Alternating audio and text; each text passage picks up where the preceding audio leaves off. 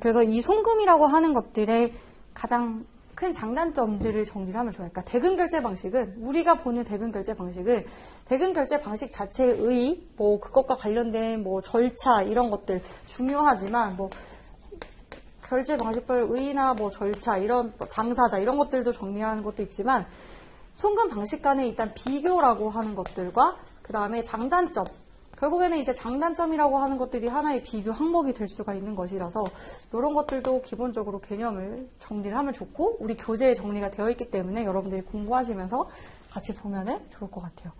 그래서 계속해서 우리가 중요하다고 했던 이 신용장은 은행이 지급 확약을 해줘요. 그렇지만 얘는 지급 확약을 해주지 않는다는 거지. 결국에는 셀러는 물건을 보내고 바이어로부터 대금을 받지 못할 수도 있는 거예요. 그럴 리스크가 굉장히 큼에도 불구하고, 이 신용장이라고 하는 것들을 꺼려한 것들은 제가 아까 말씀드린다시피 뭐 셀러스 마켓, 바이어스 마켓 이런 것들도 있었지만, 이게 굉장히 은행 수수료 같은 수수료의 문제도 있지만 은행이 서류를 심사를 하는 거야. 근데 은행원들이 사실 무역에 대한 전문가들도 아닌데 서류를 심사를 한다라는 것은, 물론 이제 뭐 신용장 통일 규칙이라든지 어떤 서류 심사에 관한 기본적인 내부 지침들이 많이 있겠지만은, 일단은 결국에는 사람이 한단 말이죠. 사람이 서류를 하나하나씩 봐야 되고, 그 과정에서 운송 기술은 상당히 발달해.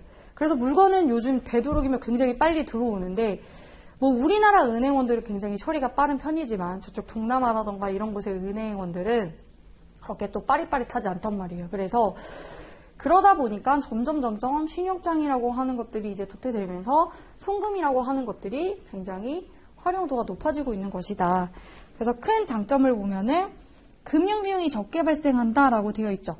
자, 신용장을 은행이 지급 확약을 하는 대신에 신용장 수수료가 발생을 해요. 각종 수수료가 많이 발생을 합니다. 물론 송금도 그냥 해주는 게 아니라, 우리가 일반적인 국내 계좌 이체는 그냥 뭐 주거래 은행에 무료로 하지만, 사실상 해외 송금 같은 경우에는 송금 수수료가 발생을 하는 것은 맞아요. 그렇지만 그래도 여러 가지 것들을 비교해 봤을 때 금융비용이 다른 결제 방식에 비해서 적게 들어가는 편이라고 할 수가 있는 것이다. 은행 입장에서도 어떤 지급 확약이라든지 서류 심사나 이런 것들 없이, 그쵸, 단순히 송금하는 건 어려운 일은 아니니까.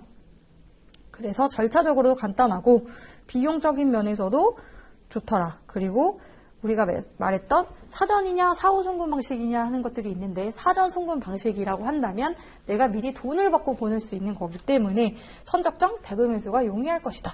가볍게 장점 3가지를 정리해 볼 수가 있고, 두 번째 단점은 이제 결국에는 지급 확약이 없다라는 것들은 명확한 것이죠. 그래서 보통 우리 제 거래 업체 같은 경우에도 신용장 거래 거의 지금 제 주 거래 업체를 한 업체를 떠올려서 생각을 해보면 뭐 98% 정도가 거의 TT 송금으로 하고 있고, 나머지 2%도 가끔 신용장 하기는 해요. 이건 언제 하냐면, 내가 사실 뭐 거래하는 업체는 이미 나의 신뢰관계가 쌓여 있는데 굳이 막 은행이 낄 필요가 없잖아요. 그래서 주로 거래하는 업체들, 신뢰관계가 있는 것들은 다 송금으로 하되, 신규 업체이거나 그런 업체들은 이런 LC 활용하는 거죠. 그래서 좀 범잡하고 비용이 들더라도 그랬을 때에는 신용장을 활용을 하게 되는 것이다. 그래서 장단점 가볍게 봤고,